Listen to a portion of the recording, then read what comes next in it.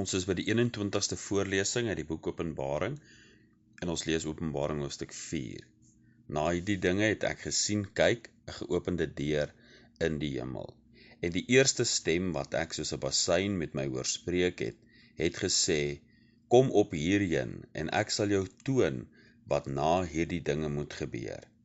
En dadelik was ek in die gees en kyk, daar staan 'n troon in die hemel en een sit op die troon. En hy wat daarop sit, het in sy voorkoms gelyk soos die steen jaspis en sardius. En rondom die troon was 'n reënboog wat in sy voorkoms gelyk het soos 'n smarag. En rondom die troon was daar 24 trone. En op die trone het ek die 24 ouderlinge sien sit, bekleed met wit klere. En hulle het goue krone op hulle hoofde gehad. En daar het weerligte en donderslae en stemme uit die troon uitgegaan. En 7 vuurvakkels, wat die 7 geeste van God is, het voor die troon gebrand. En voor die troon was daar 'n see van glas soos kristal. En in die middel van die troon en rondom die troon 4 lewende wesens, vol oë van voor en van agter. En die eerste lewende wese was soos 'n leeu, en die tweede lewende wese was soos 'n kalf, en die derde lewende wese het 'n gesig gehad soos 'n mens. En die 4 lewende wesens was soos 'n arend wat vlieg. En die 4 lewende wesens het elkeen vir homself 6 vlerke gehad, en hulle was rondom en van binne vol oë. En hulle het sonder ophou dag en nag gesê, Heilig, heilig, heilig is die Here God, die Almagtige, wat was en wat is en wat kom.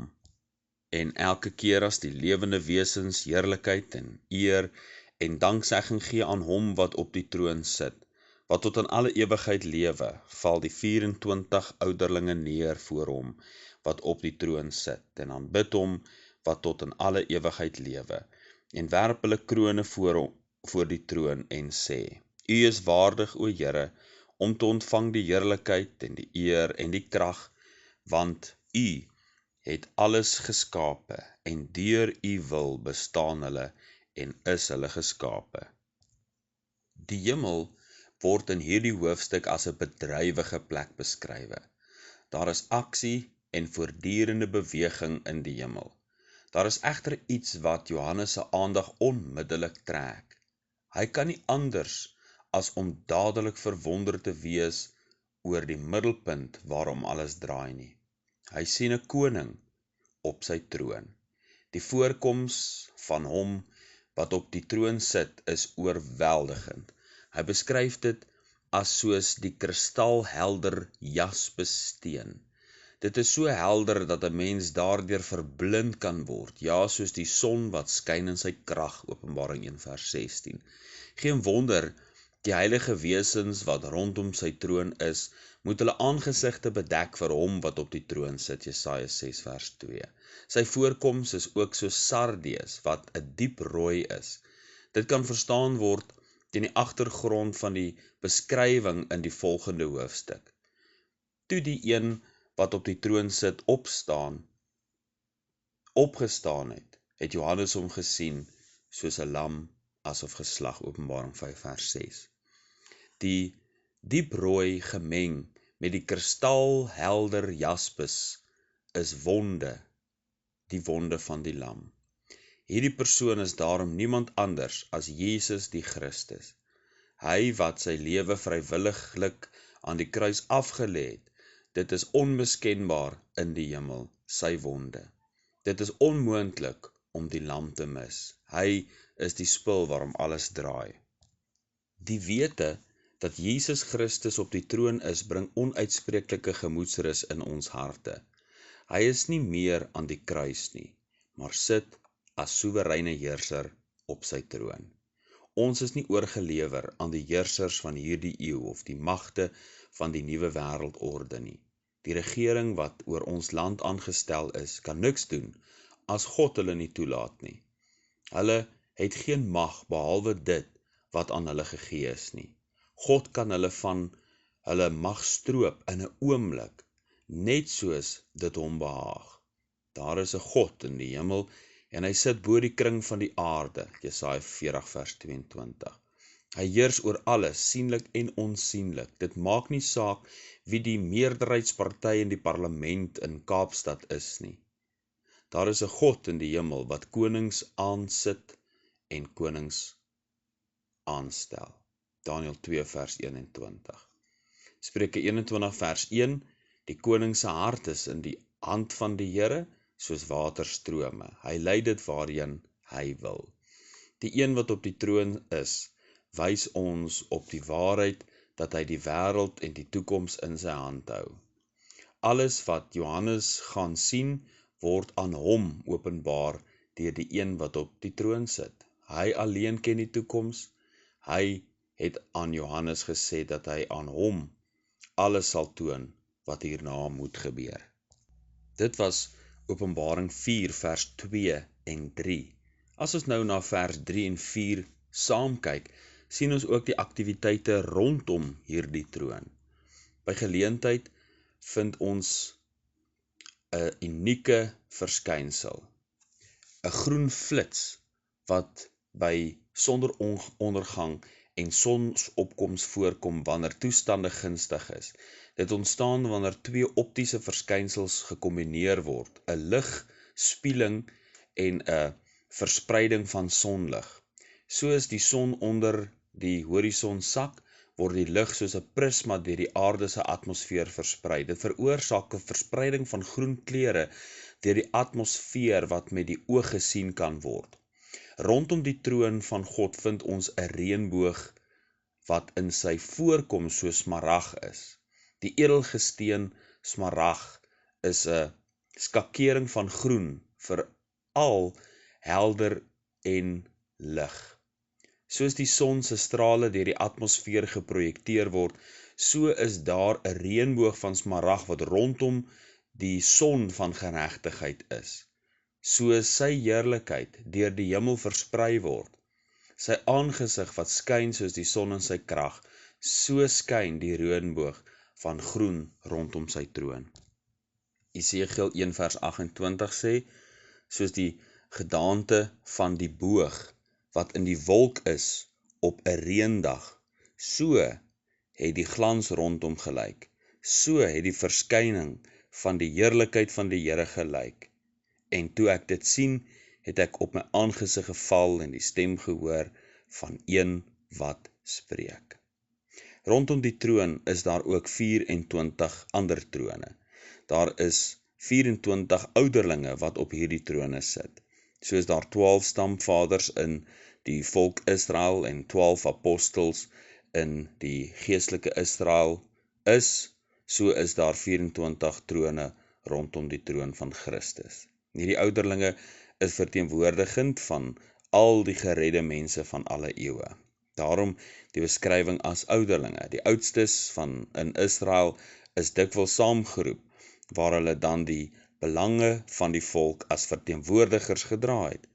So ook die ouderlinge in die kerk vandag wat die gemeente se belange op die hart dra as verteenwoordigers. Die wat gered is in die Ou Testament en die wat weergebore is in die Nuwe Testament word daarom deur hulle voorgestel. Ons weet dat uit hulle wit klere hulle geredde weergeborenes is. Dit is 'n teken dat hulle geregverdig is deur die bloed van die lam. Ons weet die regverdiges dra wit klere, Openbaring 19 vers 8. Hulle het ook goue krone op hulle hoof en verdere inligting aan ons word in die teks voorsien. Dit wys ons op die arbeid wat deur God se kinders van alle eeue verrig is, want ons ontvang krone vir die arbeid by die bema, die regterstoel van Christus, 2 Korintiërs 5 vers 10. Dit wys verder op die heerskappy wat aan die kinders van God gegee word. Ons weet dat die regverdige saam met Christus sal regeer 1000 jaar lank, Openbaring 20 vers 4. Ons word in soveel woorde tot op die troon van Christus genooi om deur sy autoriteit te heers, Openbaring 3 vers 21. Ons sal môre voortgaan met ons lees uit die boek Openbaring.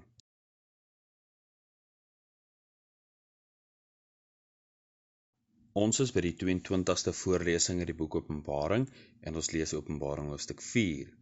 Na hierdie dinge het ek gesien, kyk, 'n geopende deur in die hemel.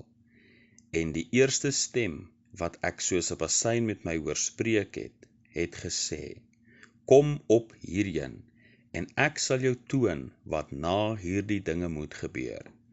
En dadelik was ek in die gees, en kyk, daar staan 'n troon in die hemel, en een sit op die troon. En hy wat daarop sit, het in sy voorkoms gelyk soos die steen jaspis en sardius, en rondom die troon was 'n reënboog wat in sy voorkoms gelyk het soos 'n smarag. En rondom die troon was daar 24 trone, en op die trone het ek die 24 ouderlinge sien sit, bekleed met wit klere, en hulle het goue krone op hulle hoofde gehad. En daar het weerligte en donderslae en stemme uit die troon uitgegaan, en 7 vuurvakkels, wat die 7 geeste van God is, het voor die troon gebrand. En voor die troon was daar 'n see van glas soos kristal, en in die middel van die troon en rondom die troon 4 lewende wesens, vol oë, van voor en van agter. En die eerste lewende wese was soos 'n leeu, en die tweede lewende wese was soos 'n kalf, en die derde lewende wese het 'n gesig gehad soos 'n mens, en die 4 lewende wese was soos 'n arend wat vlieg. En die 4 lewende wesens het elkeen vir homself 6 vlerke gehad, en hulle was rondom en van binne vol oë. En hulle het sonder ophou dag en nag gesê: Heilig, heilig, heilig is die Here God, die Almagtige, wat was en wat is en wat kom. En elke keer as die lewende wesens heerlikheid en eer en danksegging gee aan hom wat op die troon sit, wat tot in alle ewigheid lewe, val die 24 ouderlinge neer voor hom wat op die troon sit, en aanbid hom wat tot in alle ewigheid lewe. En werp hulle krone voor sy troon en sê: U is waardig, o Here, om te ontvang die heerlikheid en die eer en die krag, want U het alles geskape, en deur U wil bestaan hulle en is hulle geskape. In Openbaring 4 vers 5 is 3 woorde van belang: weerlig, donderslae en stemme. Om dit te begryp, moet ons iets merkwaardig raak sien in die boek Openbaring. Die feit dat daar weerlig, donderslae en stemme uit die troon van God beweeg, wys ons op 'n ernstige waarskuwing. Ons leer in die Ou Testament dat die weerlig en donderslae op die berg Sinaï gedien het as 'n ernstige waarskuwing dat God heilig is. Dit het ook gedien as 'n sigbare teken dat God teenwoordig is. Die berg het gebrand en vreeslik gebewe. Eksodus 16 leer dit vir ons. Ons lees dan in Hebreërs 12 vers 18 tot 19. Want julle het nie gekom by 'n tasbare berg nie, en 'n brandende vuur en donkerheid en duisternis en storm en bassyngeklank en die geluid van woorde waarby die hoorders gesmeek het dat hulle geen woord meer sou toegevoeg word nie. Hier vind ons weer weerlig, donderslae, wat saamgevat word in die woord storm en stemme of woorde. Tragies het die volk nie ag geslaan op God se heiligheid en teenwoordigheid nie. Dit het uitgeloop op sy oordeel op elkeen wat die goue kalf aanbid het, Eksodus 32. Die weerlig, donderslae en stem in Openbaring wil daarom dieselfde boodskap verkondig as in die boek Eksodus. God is heilig en sal elke oortreder met sy regverdige oordeel tref. Die stemme wat uit sy troon beweeg is daarom 'n ernstige waarskuwing dat hy wat op die troon sit, die oortreder nie sal oorsien nie. Daarom dat Openbaring 6 vers 16 leer: En vir die berge en vir die rotse gesê: Val op ons en verberg ons vir die aangesig van hom wat op die troon sit en vir die toren van die Lam. Die toorn van Christus verkondig dus voor die groot verdrukking wat in hoofstuk 6 gaan begin afspeel, 'n dreiging teen elke ongelowige en goddelose. Maar dan, as die oordeel van God oor die goddelose bedaar, wat sien ons dan uit die troon van God? Openbaring 19 vers 5.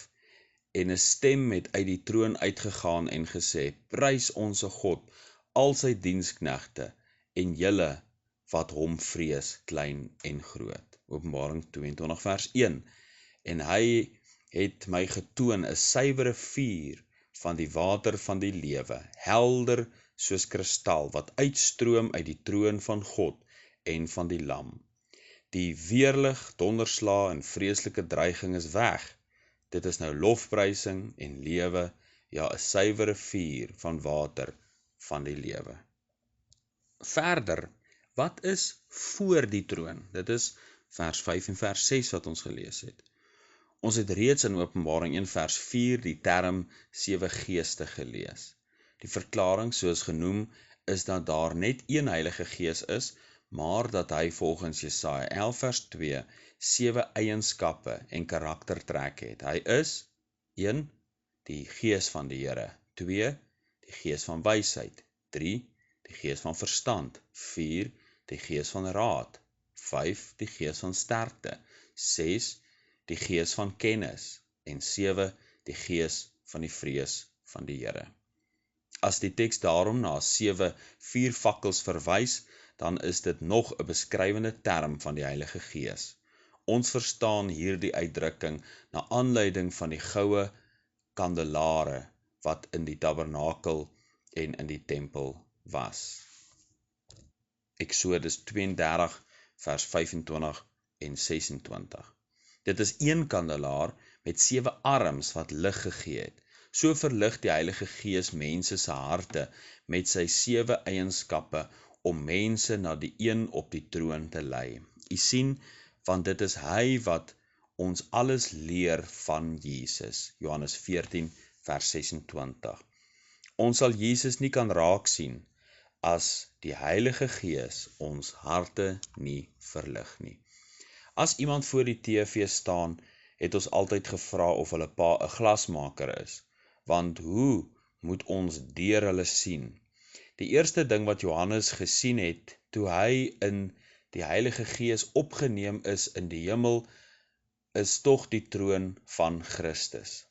Voor hierdie troon was die Heilige Gees. Dit is kompleet asof 'n mens deur die Heilige Gees na die troon van Christus moet gaan, want hy is voor die troon. Geestelik gesproke weet ons dit is waar. Ons kan nie die troon, ja, heerskappy, ja, koninkryk van Christus enigstens verstaan sonder die werking van die Heilige Gees nie. Want die natuurlike mens neem die dinge van die Gees van God nie aan nie. 1 Kronieke 2, verskyndig 1 Korintiërs 2 vers 14. Dit is net deur die verligting van die Heilige Gees dat ons die woord van God of enige ander geestelike waarheid kan verstaan. Voor Christus se troon is daar ook 'n soort platform. Johannes sien dit as 'n see van glas. U moet net eers verstaan dat Johannes nie na 'n oseaan verwys nie, maar 'n see in sy terme was soos die Mediterrane See of die See van Galilea. Onthou, by geleentheid het Jesus 'n skei geneem en vanaf die skei gespreek, sodat die klank oor die water kon trek. Almal hom dan ook kon hoor, in Matteus 13. So wys die see ons op die waarheid, dat as Jesus opstaan om te praat, elke mens hom sal hoor. Die see van glas dien as 'n platform, waar elke mens ook op sal staan, dan terwyl voor sy regterstoel, 2 Korintiërs 5 vers 10. Of die groot wit troon, Openbaring 20 vers 10. Ons sal môre voortgaan met ons lees uit die boek Openbaring.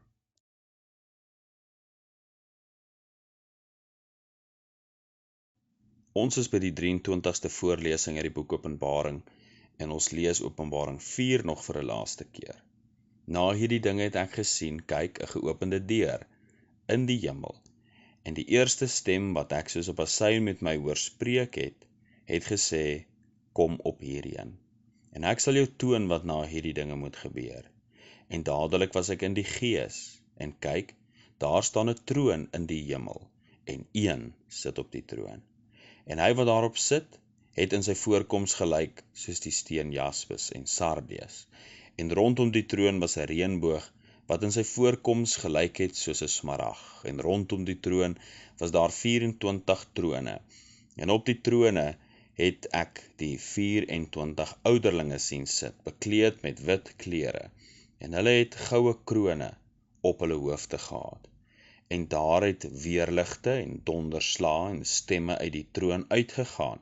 En 7 vuurvakkels, wat die 7 geeste van God is, het voor die troon gebrand.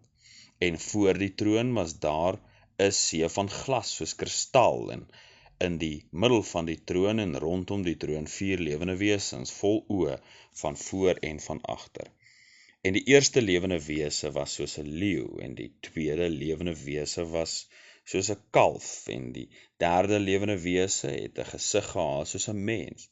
En die 4 lewende wesens was soos, die vierde lewende wese was soos 'n arend wat vlieg. En die 4 lewende wesens het elkeen vir homself 6 vlerke gehad, en hulle was rondom en van binne vol oë, en hulle het sonder ophou dag en nag gesê, heilig, heilig, heilig is die Here God, die Almagtige, wat was en wat is en wat kom. En elke keer as die lewende wesens heerlikheid en eer en danksegging gee aan hom wat op die troon sit, wat tot in alle ewigheid lewe, val die 24 ouderlinge neer voor hom wat op die troon sit, en aanbid hom wat tot in alle ewigheid lewe, en werp hulle krone voor die troon en sê, U is waardig, o Here, om te ontvang die heerlikheid en die eer en die krag, want U het alles geskape en deur U wil bestaan hulle en is hulle geskape. Uit hoofstuk 4 het ons stilgestaan by Christus se troon. Ons het gekyk dat vers 2 en vers 3 beskrywe hom wat op die troon is.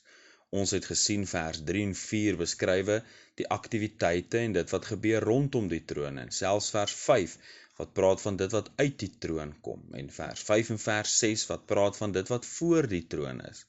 Maar nou vers 6 tot vers 11 beskrywe die middel van die troon, en dit wat ook rondom die troon gebeur.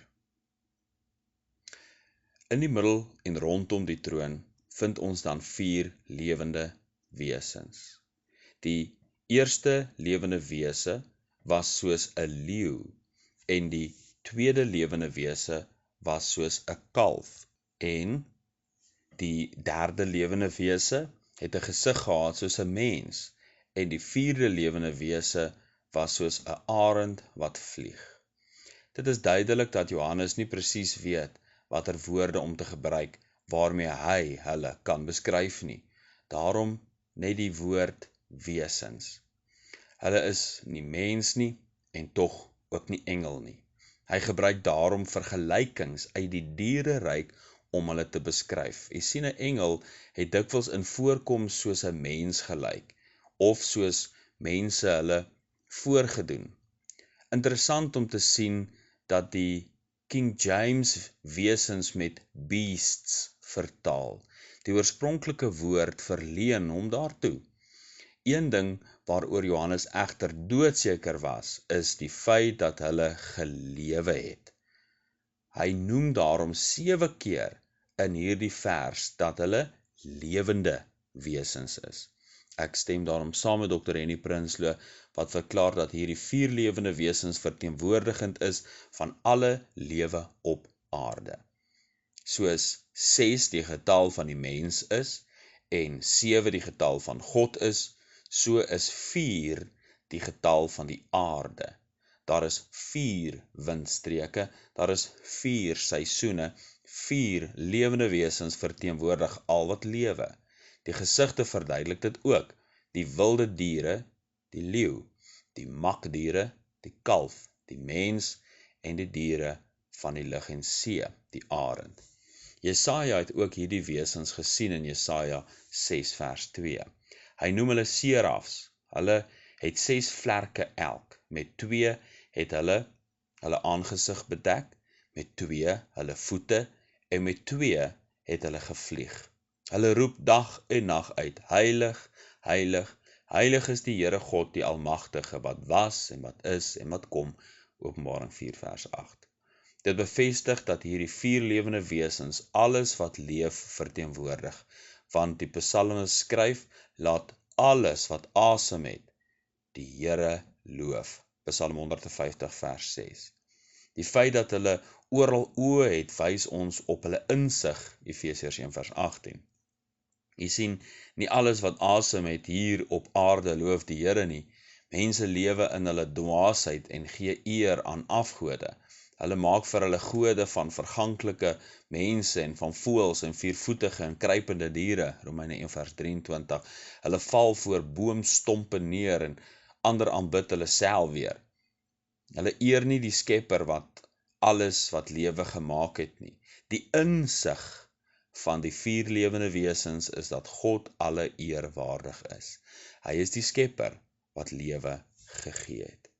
Daar is 'n besondere interaksie tussen die 4 lewende wesens en die ouderlinge wat op die troon is. Merkwaardig om te weet dat Jesaja net die serafs se aanbidding gesien het. Hy het nie hierdie nuwe verwikkeling raak gesien nie, want die kerk was nog nie daar nie.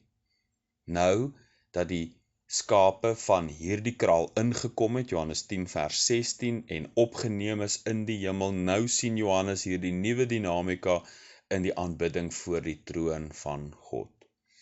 Daar is 'n soort beurtsang en aanbidding voor God se troon. Elke keer as die lewende wesens heerlikheid en eer en danksegging gee aan hom wat op die troon sit, wat tot in alle ewigheid lewe, val die 24 ouderlinge neer voor hom wat op die troon sit en aanbid hom wat tot in alle ewigheid lewe en werp hulle krone voor die troon en sê, U is waardig, o Here, om te ontvang die heerlikheid en die eer en die krag, want U het alles geskape en deur U wil bestaan hulle en is hulle geskape.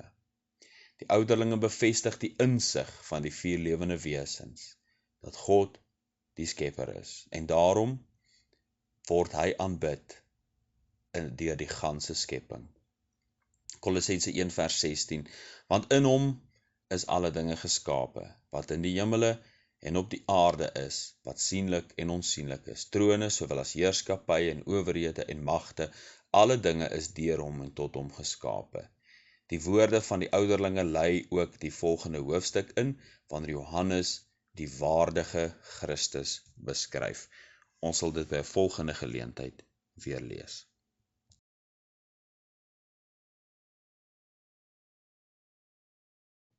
Ons is by die 24ste voorlesing in die boek Openbaring, en ons lees Openbaring hoofstuk 5. En ek het in die regterhand van hom wat op die troon sit, 'n boek gesien, van binne en van buite beskrywe, en met 7 seels goed verseël. En ek het 'n sterk engel gesien, wat met 'n groot stem uitroep, wie is waardig om die boek oop te maak en sy seels te breek? En niemand in die hemel of op die aarde of onder die aarde kon die boek oopmaak of daarin kyk nie. En ek het baie geween, omdat daar niemand waardig bevind is om die boek oop te maak en te lees of daarin te kyk nie. Toe sê een van die ouderlinge vir my, moenie ween nie, kyk, die leeu wat uit die stam van Juda is, die wortel van Dawid, het oorwin, om die boek oop te maak en sy 7 seels te breek.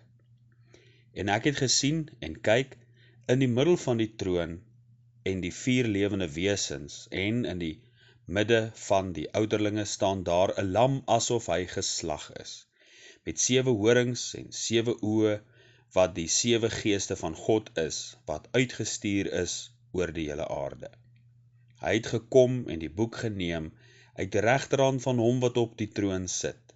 En toe hy die boek neem, val die 4 lewende wesens en die 24 ouderlinge voor die lam neer, elkeen met sieters en goue skale vol reukwerk, wat die gebede van die heiliges is. Toe sing hulle 'n nuwe lied en sê: U is waardig om die boek te neem en sy seels oop te maak, want u is geslag en het ons vir God met u bloed gekoop uit elke stam en taal en volk en nasie, en het ons konings en priesters vir onse God gemaak, en ons sal as konings op die aarde heers. Toe sien ek, en ek hoor 'n stem van baie engele rondom die troon, en van die lewende wesens en die ouderlinge, en hulle getal was 10.000 van 10.000 en duisende van duisende. En met 'n groot stem het hulle gesê: Die lam wat geslag is waardig om te ontvang die krag en die rykdom en wysheid en sterkte en eer en heerlikheid en lof. En elke skepsel wat in die hemel en op die aarde en onder die aarde en wat op die see is en alles wat in hulle is, het ek hoor sê: Aan hom wat op die troon sit en aan die lam kom die lof en die eer en die heerlikheid en die krag tot in alle ewigheid. En die 4 lewende wesens het gesê Amen, en die 24 ouderlinge het neergeval en hom aanbid wat lewe tot in alle ewigheid. Hoofstuk 5 van Openbaring leer ons dat Jesus Christus waardig is. Dit is die antwoord op die sterk Engelse vraag van vers 2, wanneer hy vra, wie is waardig? Ons het reeds in die vorige hoofstuk melding gemaak van die 2 groepe in die hemel. Daar is die geredde mense, wat deur die ouderlinge verteenwoordig word. Daar is ook die hemelse wesens, soos die engele en 4 lewende wesens. Dit is merkwaardig om te sien dat beide hierdie groepe bevestig Jesus Christus as waardig. In vers 9 sing die geredde mense: U is waardig, en dan is daar ook 'n massakoor van mense en engele wat sê: Die lam wat geslag is waardig. Met waardig word bedoel dat Christus Jesus verdien lof, eer, heerlikheid en krag tot in alle ewigheid, vers 13. Dit verwys na sy meriete en vermoë om te doen wat menslik onmoontlik is. Dit spreek van die feit dat Christus verhewe is bo elke skepsel. Die Hebreërskrywer het hierdie saak in diepte bespreek wanneer hy Christus se meerderwaardige posisie in diepte omskryf. Hierdie hoofstuk is verder een van die mees indrukwekkende hoofstukke wanneer ons aan die goddelike drie-eenheid dink.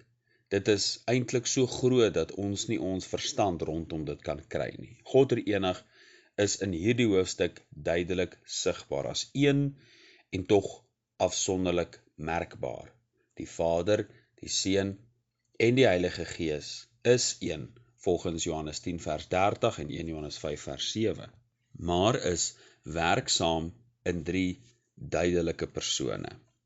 Christus Jesus is sigbaar op die troon wat in die hemel is, want hy is die beeld van die onsienlike God, Kolossense 1 vers 15, Hebreërs 1 vers 3. Tog is die Vader ook op die troon, want die lam het die boek uit die regterhand geneem van hom wat op die troon is, vers 7. Ons sien ook in vers 13 dat lof en aanbidding gebring word aan hom op die troon en aan die lam. Hierdie verse maak sin in die lig van Christus se verklaring in Openbaring 3 vers 21 dat hy en sy Vader op een troon sit. Dis wanneer na die troon gekyk word, sien Johannes vir Jesus Christus, maar hy weet dat die Vader ook daar is. Sien verder ook die Heilige Gees raak as deel van die drie-eenheid. Kyk na vers 6, toe Christus in die middel van die lewende wesens en ouderlinge van die troon opstaan, het hy ook opgestaan met 7 horings en 7 oë. Die teks verklaar dat dit die Heilige Gees is, wat in die middel saam Christus staan.